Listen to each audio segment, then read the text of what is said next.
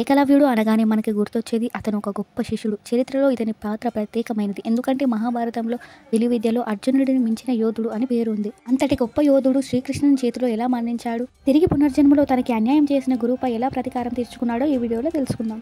ఏకలవ్యుడు నిషాద తెగ అంటే ఎరుకుల కులానికి చెందినవాడు. ఒకరోజు ఏకలవ్యుడు ద్రోణుడి దగ్గరికి వెళ్లి తనకి విద్యని అభ్యసించమని కోరతాడు. కానీ ద్రోణుడు రాజకుటుంబానికి చెందిన గురువు కావడంతో తన కోరికనే తిరస్కరిస్తాడు. దాంతో ఏకలవ్యుడు ఏమాత్రం చింతించకుండా ద్రోణుడి విగ్రహాన్ని బంకమట్టితో తయారు చేసి ఆ విగ్రహాన్నే గురువుగా భావించి కఠోర సాధన చేస్తాడు.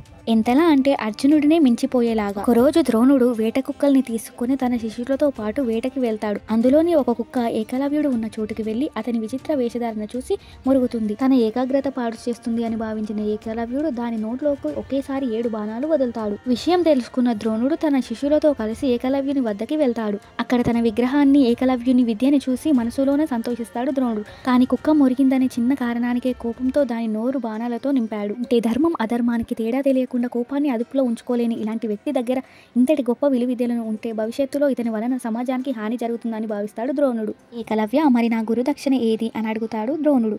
అప్పుడు ఏకలవ్యుడు సంతోషంతో, అడగండి, నేను ఇవ్వగలిగింది ఏదైనా ఇస్తాను అంటాడు. అయితే ద్రోణుడు, నీ కుడి చేతి బొటనవేలు ఇస్తావా అని అడుగుతాడు.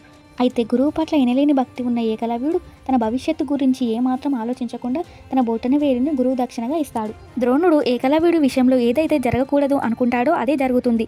ఏకలవ్యుడు ధర్మం వైపు కాకుండా అధర్మపరులైన జరాసంధుడి దగ్గర మగధ సామ్రాజ్యపు సైన్యాధ్యక్షుడిగా ఉంటాడు.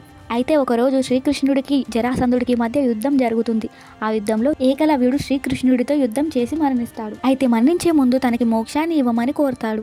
అప్పుడు శ్రీకృష్ణుడు ద్రోణుడు భవిష్యత్తు గురించి ఆలోచించినప్పటికీ తన విషయంలో తీరని అన్యాయం చేశాడని, వచ్చే జన్మలో నీవు గురు ద్రోణుడి పైన ప్రతీకారం తీర్చుకుంటావని వరమిస్తాడు. ఇక మరో జన్మలో ఏకలవ్యుడు ద్రోణుడి మిత్రుడైన ద్రుపదుడు చేసే యాగంలో ధృష్టద్యుమ్నుడిగా జన్మిస్తాడు. కురుక్షేత్ర యుద్ధంలో ద్రోణుని హతమార్చి తన ప్రతీకారం తీర్చుకుంటాడు.